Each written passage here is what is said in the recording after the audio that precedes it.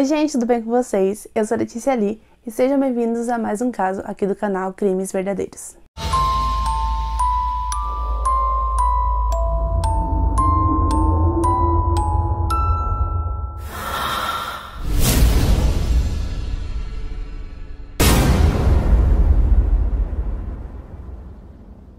Jimmy Mason nasceu em 9 de maio de 1992 em Darrisham, em Londres, na Inglaterra. Jimmy era o sexto de 9 filhos, sendo 7 meninos e 2 meninas. Seus pais eram Margaret e Barry Mason, e eles formavam uma família grande, feliz e devota da Igreja Católica Romana.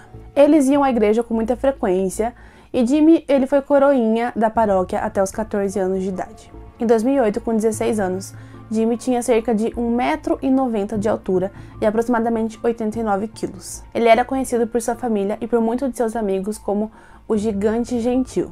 A família conta que Jimmy não gostava muito da sua estatura tão alta, então ele tinha alguns problemas em relação à aparência dele, ele não gostava assim de ser tão alto, mas que isso não o tornava uma pessoa tímida, pelo contrário. Ele fazia amizade facilmente, ele era um menino muito gentil, muito educado e muito amável com as pessoas.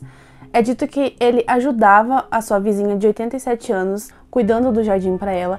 Ele também fazia compras para uma amiga da paróquia que tinha deficiência física, então ele fazia as compras para ela não precisar sair, se locomover com dificuldades e tudo mais. Ele também sempre ajudava amigos e pessoas que ele via que estavam sofrendo com algum tipo de bullying. Então é dito que ele não era valentão, mas que ele enfrentava os valentões. A mãe dele diz que sente orgulho dessas ações dele de tentar defender as pessoas, mas que ela tinha consciência que isso algum dia ainda ia colocar ele em apuros. No seu aniversário de 16 anos, em 9 de maio de 2008, Jimmy recebeu de sua mãe e de seu pai um passe para a Califórnia a passeio. Então ele ficou muito feliz, ele estava super ansioso para usar esse passe, mas ele também estava muito ansioso para fazer uma outra coisa que ele poderia fazer agora com 16 anos, que era permitido por lei ele comprar então bilhetes para jogar na loteria. Jimmy trabalhava na serralheria do seu pai e no dia seguinte ao seu aniversário, que seria no sábado, dia 10 de maio de 2008, seu pai deu a ele então um dia de folga para ele poder aproveitar então e continuar comemorando seu aniversário de 16 anos. Ele pediu então a um de seus irmãos mais velhos, Harry, para ir com ele até o centro comprar o seu primeiro bilhete para jogar na loteria. Em algum momento daquela manhã de sábado, eles resolveram parar numa padaria para comprar alguma coisa para comer. Então eles entraram na padaria e eles se posicionaram na fila, só que eles não faziam a mínima ideia da pessoa que estava na frente deles ali naquela fila. Essa pessoa que estava na frente deles, na fila da padaria, era uma pessoa que já havia cruzado o caminho daquela família muitos anos antes. Aquela pessoa era Jake Faree, que na época tinha 19 anos. Jake nasceu em Greenwich, no sudeste de Londres. Ele era filho de Mustafa, de Shirley, e ele morava com seus pais e com sua irmã mais nova. É dito que ele cresceu num lar com pais amorosos e que quando criança ele era uma criança muito amável, adorável, os vizinhos gostavam dele.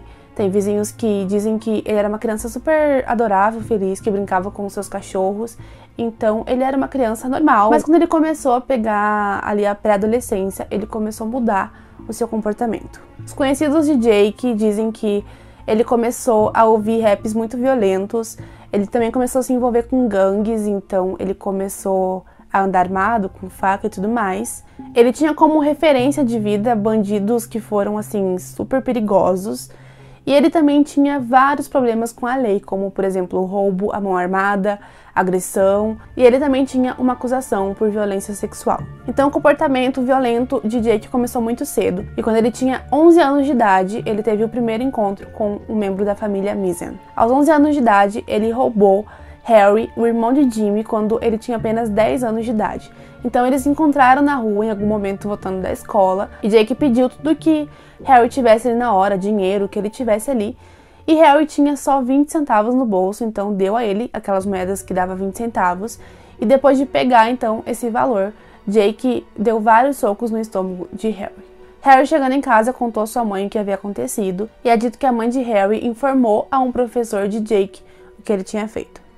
2 anos depois desse primeiro encontro de Jake e Harry, Jake o encontrou de novo na rua e ele começou a perguntar o porquê que ele tinha feito aquilo, por que ele tinha contado para sua mãe e pro professor que ele tinha batido nele e roubado ele.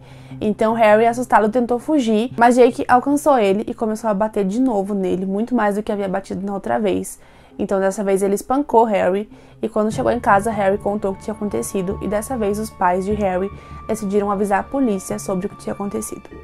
Depois desse acontecido, então, a polícia fez uma visita na casa de Jake e deu a ele e sua família um aviso de assédio. 5 anos depois, eles se reencontraram de novo naquela padaria. Então, quando Jake virou para trás e viu que os irmãos estavam ali, ele reconheceu Harry. Então, ele se dirigiu a Jimmy, que era o irmão mais novo, porém mais alto, maior, e disse para que Jimmy saísse do caminho dele. Jimmy respondeu que se ele pedisse por favor, ele até sairia. Então Jake ficou muito agressivo, chegou bem perto de Jimmy e começou a encará-lo. Harry tentou intervir naquela situação, mas Jake se dirigiu a ele, apontou a chave do carro para o rosto dele, bem perto, e disse: "Eu lembro de você. Você me denunciou para a polícia." E além disso, ele também fez vários xingamentos, várias ameaças, e os funcionários da padaria ali perceberam o que estava acontecendo, então pediram para que Jake se retirasse da loja naquele momento.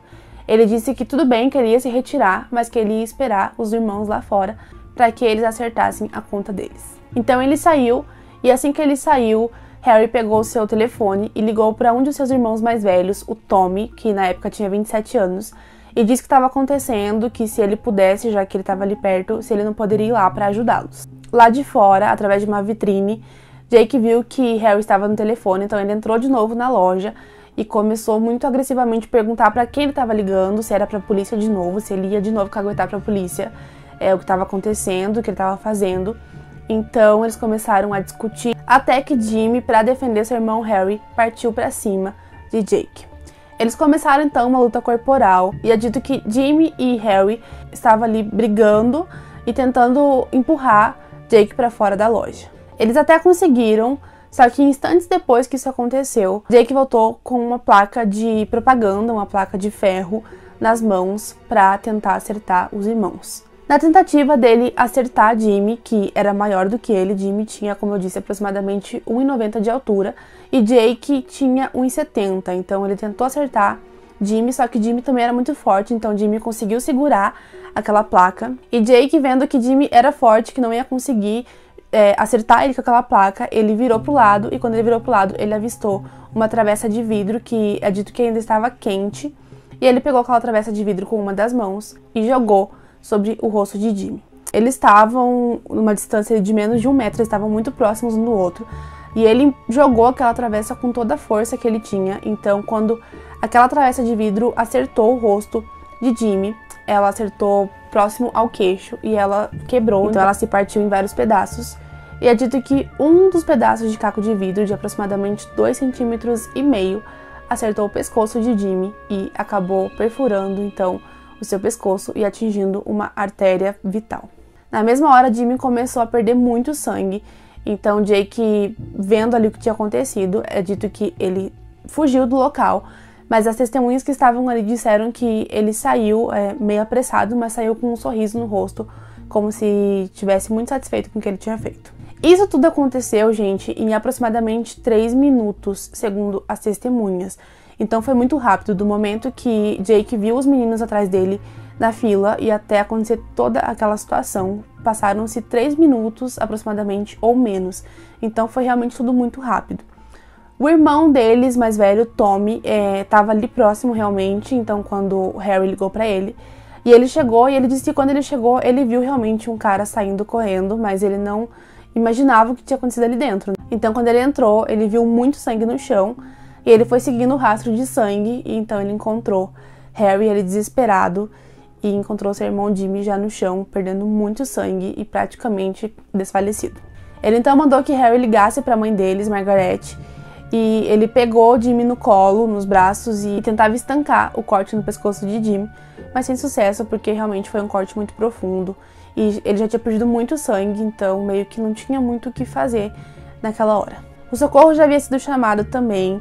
Margaret chegou e quando ela viu o filho dela daquele jeito, com aquele tanto de sangue, com aquele caco de vidro enfiado no pescoço, ela acabou desmaiando. Pouco tempo depois, quando Margaret ela retomou a sua consciência, ela ficou sabendo que o seu filho não havia resistido ao ferimento e havia falecido. Sobrou para Margaret, então, a difícil missão de ligar para o seu marido e contar que o seu filho, que havia completado 16 anos um dia antes, agora estava morto. Depois de fugir, Jake se escondeu na casa de um idoso que era parente de um amigo dele, então ele ficou ali por um dia. No dia seguinte, ele alugou um quarto barato de hotel para se encontrar com sua namorada, e ele falou para sua namorada que eles precisavam desse tempo juntos, porque ele sentia que ele ia passar muito tempo longe de casa. 3 dias após a morte de Jimmy, Jake foi até a delegacia e se entregou à polícia. Ele foi detido sob custódia então pelos policiais, que começaram a interrogar ele e perguntarem o que tinha acontecido e tudo mais. Ele disse que não foi algo premeditado, que não foi algo planejado. Ele disse que quando ele se virou e viu que eram os irmãos, ele disse que fez o que ele sempre faz, que é intimidar as pessoas, mas que Jimmy respondeu ele à altura, então ele se irritou com aquilo e queria ensinar uma lição àquele menino, só que as coisas fugiram do controle. Então a intenção dele não era matar, era só dar uma lição, mas acabou que aconteceu tudo aquilo. Ainda no mês de maio de 2008 aconteceu o julgamento de Jake e ele continuou afirmando que ele não queria matar Jimmy, que as coisas fugiram do controle, que ele só queria dar uma lição, mas o júri rejeitou a versão de Jake dos fatos e o considerou culpado, sim, de assassinato. Jake foi condenado, então, à prisão perpétua com pena mínima de 14 anos. Em 2009, a família Mizzen criou uma instituição de caridade para ajudar jovens e adolescentes a terem uma comunidade mais segura, então eles levavam a história de Jimmy, contando o que tinha acontecido, e junto com ações sociais tentavam fazer então da comunidade um lugar mais seguro para os jovens crescerem e tudo mais. Essa instituição se chamava Fundação Jimmy Mizzen. Mas em 26 de julho de 2020, a família Mizzen usou o Facebook para anunciar que eles estavam se afastando daquela instituição que eles haviam criado em 2009 e que eles estavam começando uma nova instituição chamada Fundação Mizzen. Eles alegaram que a direção daquela outra instituição tinha muitas divergências com eles em relação de como as coisas deveriam acontecer, então eles não tinham outra escolha a não ser se afastar, e como eles não queriam parar o trabalho que eles estavam fazendo, eles iniciaram essa outra instituição de caridade para dar continuidade ao trabalho. E esse foi o caso de hoje, gente. Um menino jovem com toda uma vida pela frente ainda teve a sua vida interrompida por um cara que simplesmente se achava o valentão, o gangster, e na tentativa de se mostrar o bonzão da história, tirou a vida desse menino e causou uma dor imensa à família. Se você gostou do vídeo de hoje, deixa um like aqui pra mim, tá bom? Não custa nada, é de graça, é 0,800 na fachola, então deixa um like aí pra mim. Se inscreve no canal se você ainda não for inscrito, ativa o sininho também pra você ser notificado quando eu postar vídeo novo aqui no canal. A gente tem vídeo novo aqui toda sexta-feira às 8 horas da noite, então já ativa o sininho aí pra você não perder nada. Toda segunda-feira eu também estou lá no canal Fatos Reais contando casos grandes pra vocês, então vai lá, se inscreve no canal Fatos Reais, porque eu vou estar por lá também narrando casos criminais pra vocês. Me segue lá no Instagram, eu vou deixar passando aqui na tela pra vocês. E é isso, pessoal. Nós nos vemos semana que vem. Até lá. Tchau!